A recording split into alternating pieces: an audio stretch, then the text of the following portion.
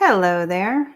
So today I am talking about the one need we really have, which is, I wonder if you'll agree with me. I'm just going to get myself live in my group at the same time. Hang on a quick moment. Okay, here we go.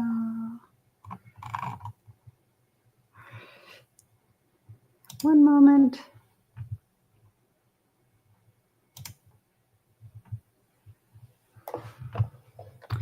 Yeah, so the topic is the one need we all have, or the one need we really have. And my little elaboration text, I'm narrating as I get my share going, that I had a little misunderstanding with my sweetheart yesterday that got me thinking about needs through a different lens. So I'm happy to be sharing this with you today. So the one need we really have. So here's what happened was, I'm in a long distance relationship, which means that even though we hang out in different ways, we always hang out. The one thing that's always true is that we're hanging out through the phone, right? Maybe we're texting, maybe it's an audio call, maybe it's a video call. And some things about the way we connect are creative in the sense that we, so he invited me to join him at a wedding. And through remote technology, I could attend a wedding in India, even though I'm in the USA. And I wasn't sure if I could make it because of things going on in my schedule. But then, and he didn't tell me right away that it was a wedding. He just asked me if I was available at a certain time, on a certain day, I should say. He said, "Are you available on Tuesday night?" And then he was like, "Oh, wait, no. Are you available on Wednesday morning?" So I always have time zone math problems. I thought he was having time zone math problems, trying to calculate the difference between our different time zones. So I said I wasn't sure if I was available on Wednesday morning, but I would get back to him. So then later he told me that it was actually that he was going to a wedding and he wanted to share that with me. And I was like, "Oh yeah, let's totally do it." So Wednesday morning rolls around and rolls on by, and he said good morning, but I didn't hear anything else from him. And I was like, something's up. Something happened. I don't know what, but I was pretty chill about it because even though that's like being stood up, right? Let's get together on the phone at this time. And then it doesn't happen. That's like being stood up when you're in a long distance relationship.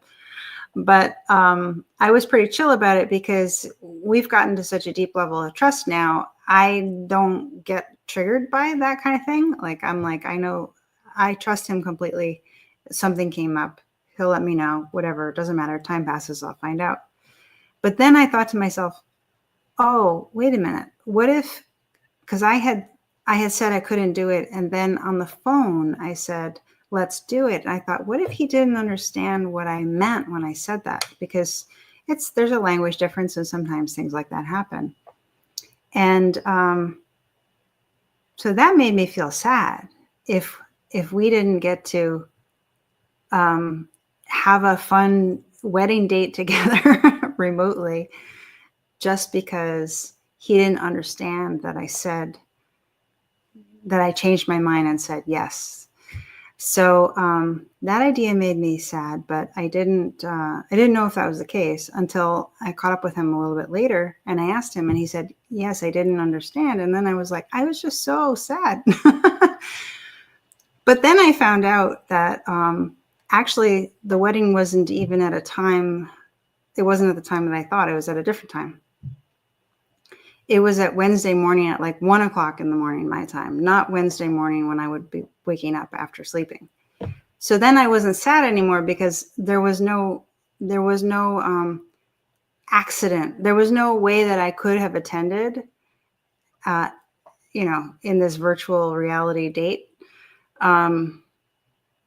So I wasn't upset about that, but I was confused.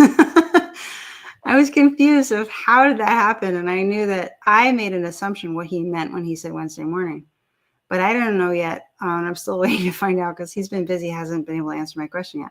But my question is like, what did he, how could he invite me to something without giving me a precise time? So I'm waiting to hear his answer about that. But that's the story, okay? But what the food for thought that it brought for me about the one need that we really have is that, like, I was really looking forward to going on a date with him. And that was one thing that I could say that I need. I need to go on a date with him, and that didn't happen, and now I'm upset. That could be one way I interpreted the situation, but I didn't interpret it that way.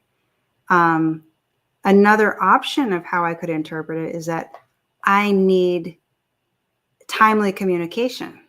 Like, that could have been something that came up for me, but that didn't come up for me either. These things have come up for me in the past, but the one need that I really have is simply to understand him. And that's become more clear over time together because we practice listening to understand. But what was amazing to me was the way that I felt upset when I thought the situation was like a miscommunication that resulted in a missed opportunity to do something fun together. But then when I found out that there actually was no missed opportunity because the timing that I thought wasn't really there. I'm sorry, this is complicated. All the feelings of being upset about that left me because it wasn't true anymore. So what I'm getting at here is that when we have misunderstandings in our relationship, we think that something is going on that doesn't sit well with us. And we can think that we need to fix that thing. I don't like it when my partner, this is not my experience, but someone who I've been speaking with in recent weeks, I don't like it when my partner leaves the house without telling me where he's going. Don't I matter? Doesn't he want to communicate? Doesn't he want to be a team? So wouldn't he let me know what's going on and what his plans are? If he's going to go do it himself, fine. Or if I'm invited, great. My partner moved the painting from where I moved it to back to the other place and didn't communicate with me about that. I don't understand why he did that, right? So the things that our partner can do that bother us, do the things they're doing really bother us? Or is it the fact that we don't understand why they did what they did? And it gets complicated trying to unravel this when we get triggered and our subconscious interpretations get in the way. And then we think that things are going on that aren't going on. And then we want to ask our partner, why are you, instead of saying, I don't understand why you left the house without saying anything, we might say like, I don't understand why you don't want to be a team.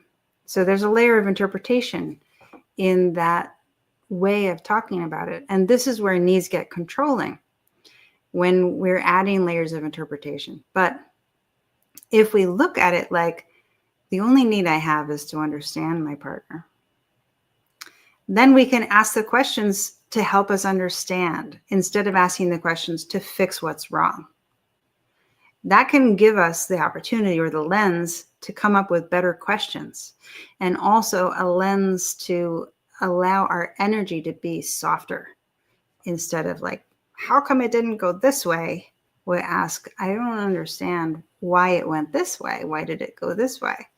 So then there's a part 2 to this, which is that if communication actually takes place that allows us to understand, then when we understand our partner, we have the experience of Do I like what I've discovered? Now that I understand what my partner did and why, how does that land on my senses? So from the other thing that plays in here is like, what are we focusing on? What's the going concern of the relationship? Is the going concern of the relationship to be comfortable together? In which case, if you don't fit into my comfort zone, I'm going to tell you, you better fit into my comfort zone or this is over. Or however someone might go about trying to get their partner to fit into their comfort zone. If their partner is misbehaving, how do I fix the fact that my partner is misbehaving and not messing with my comfort zone right now? Or the other going concern of a relationship can be growing together. So if the going concern is growing together, then when something comes up that's uncomfortable, we'd be looking at it through the lens of, I'd like to understand this. And then when we understand, when our partner has explained what they were doing and why, then we can say, okay, what's this energy signature? What is this behavior that my partner is demonstrating right now? Is it, does it have the character of love? Does it have the feeling of love? Or does it have the feeling of fear and defensiveness of some kind? Not even necessarily defensiveness against us. For instance, someone I know that I've been talking with has a partner that will actually just not talk about stuff and go ahead and do what he wants to do. And he doesn't talk on purpose, because if he doesn't talk about it, then he doesn't get called out, or he doesn't get the whistle blown on what he wants to do. So not talking about things is a way of just doing what he wants to do. So I would ask him why he does that, to understand why he does that. But that in and of itself is a defense mechanism. So if growth is the North Star of the relationship, then where I would go next is I would explore, why do you do that? And I would explore, bring it to its deepest, as deep as I can go to resolve it. When I've gone as far as I can go with questions, and I've gotten to as far as he will go, I've gotten to the essence of it as far as he's concerned, right?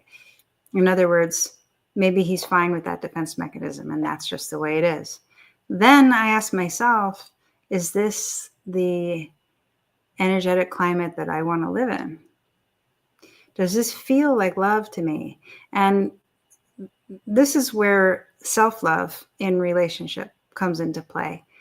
When you do talk things through with your partner and resolve it as deeply as can be resolved, what are you left with? What's the energetic quality that you're left with? Is it of love or is it of fear? Those are the two big categories. If it is of love, great. You can appreciate your partner and feel wonderful about sharing life with them. But if it's of fear, if it's of defenses, if it's of something other than love, then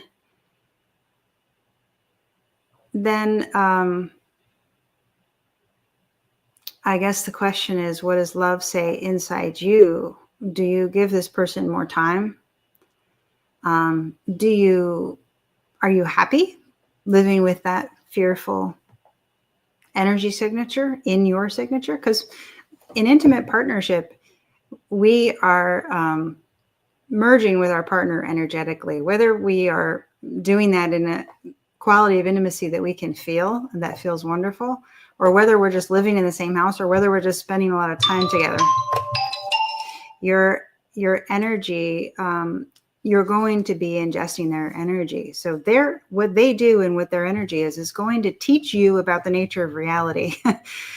Just like what you do teaches you about the nature of reality. When you do loving things and you hold a loving energy, you're teaching yourself a reality that is based in love. When you do defensive things and fearful things, or fear-based things, fear-based you might not know that you feel fear, but if you go deep down under the roots, I could help you find fear based on my education and expertise.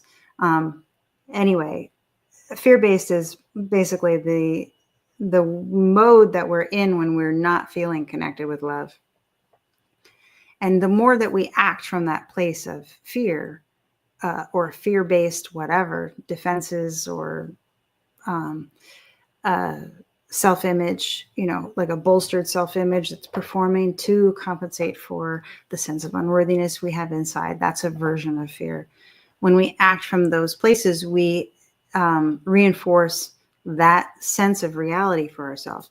So likewise, if you're hanging out with a partner that has chosen to act out a fear-based pattern, a defense mechanism or whatever, and they're happy with that, then you got to ask yourself, are you happy living with that energetic signature?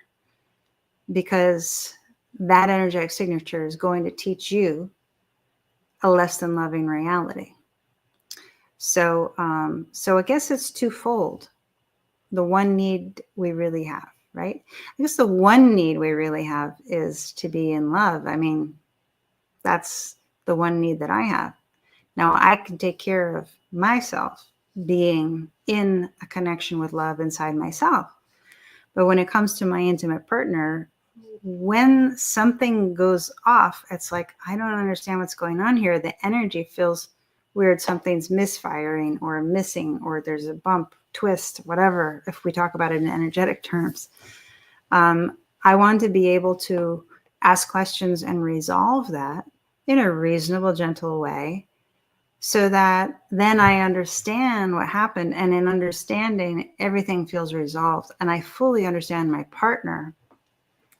And then when I understand my partner, I want to know, for me, what I want. This is the second part. Okay, so the first thing is I need love, and I give that to myself. And then there's this other part. I need to understand my partner. And then once I understand my partner, it comes back to I need love. I would not choose to partner with someone who, once I understand them, what they are choosing to express is other than a love-based reality. I have chosen for myself to live in a love-based reality. So I expect that from myself, and I need that from my partner. Now, I wouldn't control my partner to make him do that. I would say, you be you, and let me understand who you are. And when I understand who you are, how does that feel? Does that feel like a love-based reality? If it does, we're in business, and we continue to be in business. And if it doesn't, I got more questions. And if you're not interested in those questions, then we can't work it out. So that's the lens of this idea that occurred to me yesterday, that the one need we really have is to understand. And then I guess it's twofold. The second need is to be in love in ourselves, and then to understand our partner. And then once we understand our partner, to experience that what our partner is choosing is love as well. So how does that sit with you? Do you resonate with that? I'd love to know. Okay, talk to you soon.